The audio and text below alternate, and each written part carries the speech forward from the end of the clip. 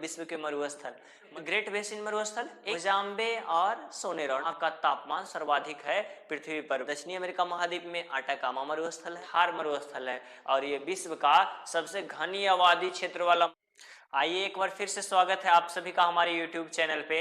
और जैसा कि पिछला वीडियो में आप देख चुके हैं, बहुत ही ब्यूटीफुल एनिमेशंस और स्लाइड के साथ हम विश्व के घास के मैदान को समझा चुके हैं। आज उसी फेज में एक और नया टॉपिक लेकर के आए हैं। वो नया टॉपिक क्या है जी? तो विश्व के मरुस्थल। मरुस्थल भी हम उसी प्रकार से पढ़ेंगे, ब्यूटीफुल स्लाइड्स और एनिमेशंस और फोटो वगैरह के माध्यम से। तो क्लास आप हमारे साथ पूरा वीडियो में बने रहेंगे तो निश्चित रूप से विश्व का मरुस्थल आप जरूर याद करके जरूर चले जाएंगे, है ना। आपको समझने में कोई दिक्कत ना होगा कि मरुस्थल कहाँ स्थित है। चलिए हम बात करेंगे सबसे पहले कि मरुस्थल आखिरकार होता क्या है ना। तो एक निश्चित मात्रा से कम बारिश होगा किसी भी क्षेत्र में, है ना। निश्चित मात्रा से कम बारिश होगा, 25 सेंटीमीटर से कम बारिश होगा, वो क्षेत्र क्या होगा? वनस्पति विहीन क्षेत्र होगा। जब वनस्पति वहां नहीं पाया जाएगा तो क्या होगा? वहां जीव भी नहीं होगा। जीव नहीं होगा तो आवास नहीं होगा, मनुष्य नहीं रहेगा, तो वो क्या रहेगा जी? मरुस्थल, यानी है ना, वहां कोई भी जीव नहीं रहेगा उस क्षेत्र में। वैसे क्षेत्र को मरुस्थल बोलते हैं। अब वो मरुस्थल, अब कहीं तापमान ज्यादा है तो वहां भी कम बारिश हो रहा है 25 सेंटीमीटर से कम, कहीं तापमान अत्यधिक कम है तो वहां भी 25 सेंटीमीटर से कम वर्षा होगा। तो इस आधार पर हम दो मरुस्थल देखेंगे। तो वैसे ही एक बार कटिबंध देख लेते हैं, जैसा कि हम पिछले वीडियो में देख चुके हैं। अगर आपने अभी तक नहीं देखा तो एक बार जाकर के देख लीजिए। विश्व के घास के मैदान काफी सामान्य शब्दों में हम समझाए हैं ना, और इजीली समझ में चल आएगा। एक बार, एक से दो बार आप वीडियो को देख लेंगे रिमाइंड करके तो इजीली याद भी हो जाएगा। और एग्जाम में आए दिन बहुत आता है उससे क्वेश्चन विश्व के घास के मैदान से। तो हम यहाँ बात करेंगे इसके बारे में कि विश्व के मरुस्थल। तो वैसे ही कटिबंध को देख लेते हैं सबसे पहले। तो कटिबंध क्या होता है जी? तो पृथ्वी को बीच बीच से गुजरने वाली रेखा क्या है? विषुवत रेखा, है ना। विषुवत रेखा से उत्तर में उत्तरी ध्रुव और दक्षिण में दक्षिणी ध्रुव हो जाएगा, है ना। तो 23.5 डिग्री नॉर्थ और 23.5 डिग्री साउथ, यानी कि कर्क रेखा से लेकर के मकर रेखा तक के बीच के दूरी को क्या बोलेंगे? ये बीच का क्षेत्र को क्या बोलेंगे? उष्णकटिबंधीय क्षेत्र। 23.5 डिग्री से 66.5 डिग्री वो उत्तरी ध्रुव में रहे या दक्षिणी ध्रुव में रहे, उसको क्या बोलेंगे? उसको बोलेंगे हम शीतोष्ण कटिबंधीय क्षेत्र। और 66.5 डिग्री से उत्तरी ध्रुव तक पूरा और 66.5 डिग्री से दक्षिणी ध्रुव तक पूरा क्या कैसा में आएगा जी? तो शीत कटिबंधीय क्षेत्र। कटिबंध देख चुके हैं। अब जिस क्षेत्र में मरुस्थल पड़ेगा उसी के आधार पर वो कटिबंध मरुस्थल कहलाएगा। जैसे उष्ण कटिबंध में पड़ेगा तो उष्ण कटिबंधीय मरुस्थल, शीतोष्ण कटिबंध में पड़ेगा तो शीतोष्ण कटिबंधीय मरुस्थल कहलाएगा, है ना। तो एक एक करके देखेंगे। सबसे पहले नॉर्थ अमेरिका से स्टार्ट करते हैं, है ना। तो नॉर्थ अमेरिका के सबसे पहले नॉर्थ में, यानी कि कनाडा के उत्तर में, तो वो किसका पार्ट आ जाएगा जी? तो ध्रुवीय क्षेत्र आ जाएगा। तो ध्रुवीय क्षेत्र ठंडा मरुस्थल के तहत आता है ना, कनाडा के सबसे नॉर्थ में, है ना। ऐसे तो आर्कटिक और अंटार्कटिक मरुस्थल हम देख लेंगे, लेकिन हम अभी क्या बात किए? कनाडा के नॉर्थ वाले क्षेत्र, है ना। ठंडा है, वो मरुस्थल की तरह रहता है, वहां भी बारिश कम होता है ना। वनस्पति अगर देखा जाए तो लाइकेन, काई घास, ये सब के अलावा कुछ नहीं आएगा। और उसके बाद वहां जीव कैसा होगा जी? तो भाई पोलर बियर रहेगा, कुछ मतलब ऐसा जीव जंतु जो अत्यधिक निम्न ताप पर अपने बॉडी को सस्टेन कर पाता है, वही जीव वहां रह पाएगा, है ना। पेंगुइन रहेगा, पोलर बियर रहेगा, और भी कुछ ठंड में रहने वाले जीव रह सकते हैं। और उसी के अनुसार वहां मानव भी रहेगा, लेकिन मानव रहने के लिए अपने अनुसार आवास बना करके रखे वहां, है ना। तो अपने अनुसार वो घर बनाता है, इग्लू नाम सुने होंगे शायद, है ना। नहीं सुने तो अभी समझ लीजिए। इग्लू क्या होता है? तो बर्फ के बने हुए घर को गुंबद आकार का रहता है, उसी को हम इग्लू बोलते हैं, ठीक है। और ये किस क्षेत्र में रहेगा? तो बर्फ वाले क्षेत्र में रहेगा। तो कनाडा के क्षेत्र में हम बताएं, कनाडा के नॉर्थ वाले क्षेत्र में। अब आ जाएंगे यूएसए, यानी कि नॉर्थ अमेरिका में हम यूएसए में आ जाएंगे। तो यूएसए में आपका शीतोष्ण कटिबंधीय मरुस्थल का बात करेंगे तो है ग्रेट बेसिन मरुस्थल आपका, है ना। शीतोष्ण कटिबंधीय मरुस्थल में क्या हो जाएगा जी? ग्रेट बेसिन मरुस्थल एक ठंडा मरुस्थल है ना। तो अब आगे बढ़ेंगे और नॉर्थ अमेरिका में ही महाद्वीप में हम शीतोष्ण कटिबंधीय मरुस्थल देखेंगे। तो शीतोष्ण कटिबंधीय मरुस्थल में क्या हो जाएगा नॉर्थ अमेरिका महाद्वीप में जी?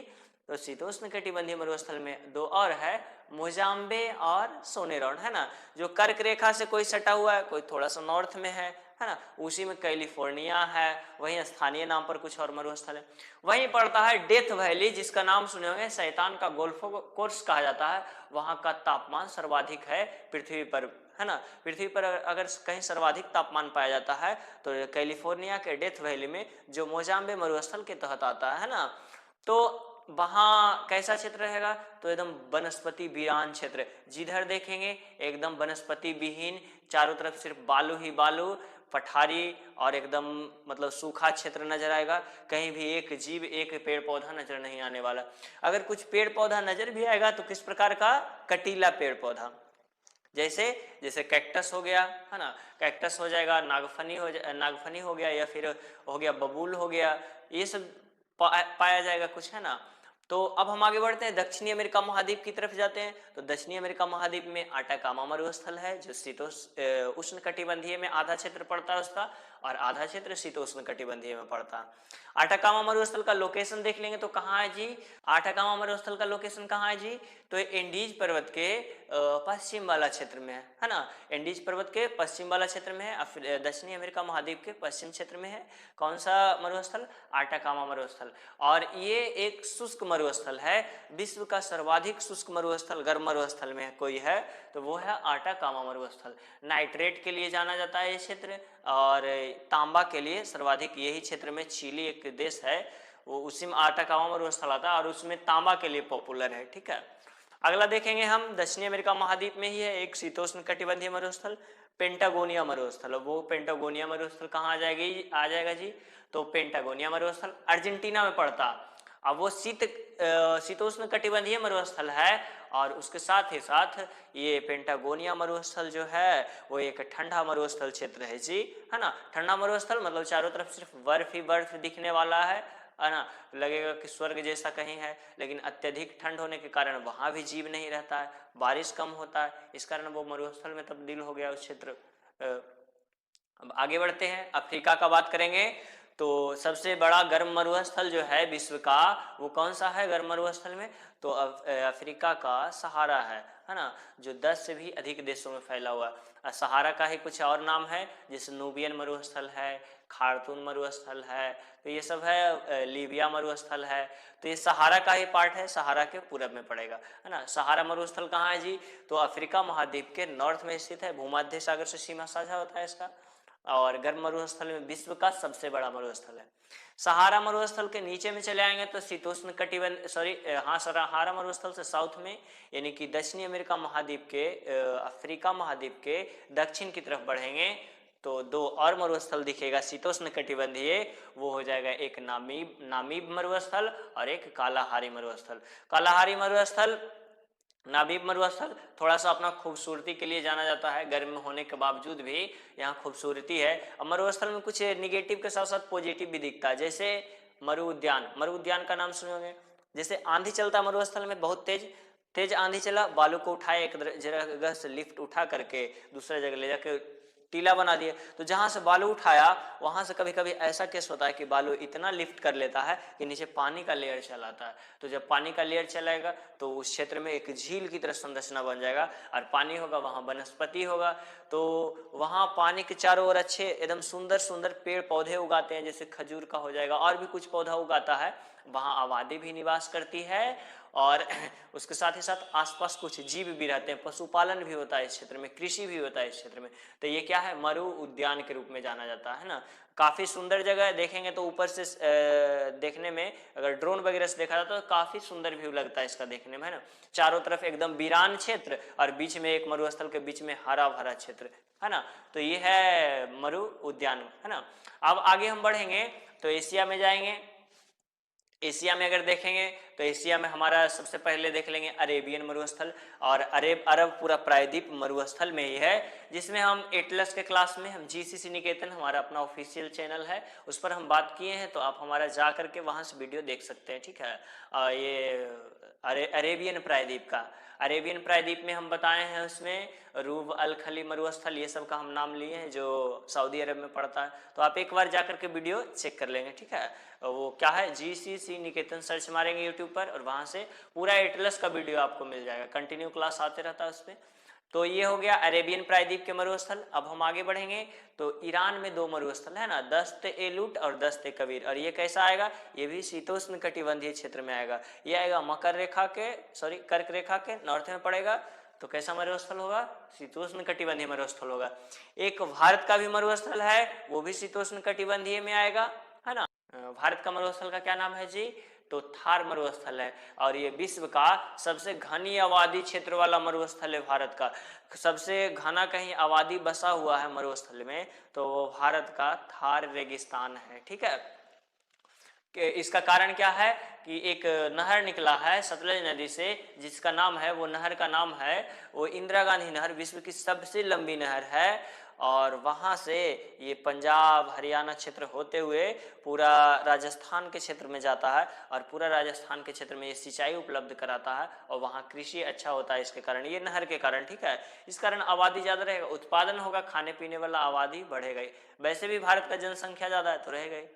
भारत में और ठंड मरुस्थल है जी, उसका नाम क्या है जी, तो लद्दाख में। वहां भी एक निश्चित मात्रा से कम बारिश होगा, तो वो ठंड मरुस्थल, और वो भी कैसा क्षेत्र में आएगा, शीतोष्ण कटिबंधीय है। अब देखिए लद्दाख से थोड़ा सा और नॉर्थ की तरफ बढ़ेंगे तो तिब्बत वाला क्षेत्र में है ना, पामीर नॉट का नाम सुने होंगे, है ना। पामीर नॉट तिब्बत का पठार, विश्व की छत के रूप में जाना जाता है।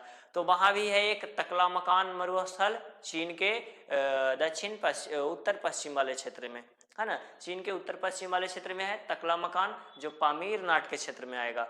अब एक और ठंड मरुस्थल है जी, उसका नाम क्या है, तो गोबी मरुस्थल, और वो कहाँ पड़ेगा, तो वो पड़ेगा मंगोलिया और चीन के बॉर्डर पर, और वो भी शीतोष्ण कटिबंधीय मरुस्थल है, और वो भी ठंड मरुस्थल है, यानी कि बर्फ जमा हुआ रहता है उसमें भी सालों भर, है ना। अब बात करेंगे हम, ऑस्ट्रेलिया बचा एक, तो ऑस्ट्रेलिया में कैसा मरुस्थल होगा, तो शीतोष्ण कटिबंधीय मरुस्थल। और ऑस्ट्रेलिया का मरुस्थल भी हम बात किए हैं, वो बताएं कि हमारा जीसीसी निकेतन ऑफिशियल चैनल है, आप जाकर देख सकते हैं, पूरा ऑस्ट्रेलिया का मैप अच्छे से बारीकी से अध्ययन किए हुए हैं उस पर, है ना। तो वहाँ हम अच्छे से बात किए, और भी मरुस्थल के बारे में ऐसे फ्लो में हम एक बार बात कर लेंगे। जैसे ऑस्ट्रेलिया में कौन कौन सा मरुस्थल है जी, तो ऑस्ट्रेलिया में हो जाएगा ग्रेट सैंडी, ग्रेट विक्टोरिया, है ना, गिब्सन मरुस्थल हो जाएगा, और सिप्सन मरुस्थल। ये चार मरुस्थल कहाँ है जी, एक स्टुअर्ट भी हो जाएगा, कहाँ का है, तो ऑस्ट्रेलिया महाद्वीप का है ना। ओशिनिया महाद्वीप में ऑस्ट्रेलिया एक देश है, उसका मरुस्थल है सब। अब हम आगे बढ़ेंगे, और दक्षिणी ध्रुव और उत्तरी ध्रुव की बात किए थे। उत्तरी ध्रुव में हो जाएगा आर्कटिक, तो आर्कटिक क्षेत्र पूरा ठंडा मरुस्थल में है, और दक्षिणी ध्रुव अंटार्कटिक क्षेत्र वो भी पूरा ठंडा मरुस्थल में। तो आई होप कि आपको पूरा विश्व का मरुस्थल क्लियर हो चुका होगा। अगर नहीं याद हुआ है तो वीडियो को एक बार और देख लीजिएगा, 1 से 2 बार देखते देखते ऑटोमेटिक पूरा विश्व का मरुस्थल एट ए ग्लांस एक बार में याद हो जाएगा, है ना। तो वीडियो में हमारे साथ पूरा बने रहने के लिए बहुत बहुत धन्यवाद आपका। हमारे चैनल के साथ जुड़ जाएंगे, है ना। और अगर वीडियो आपको अच्छा लगा तो अपने मित्रों के साथ शेयर करेंगे। Thank you.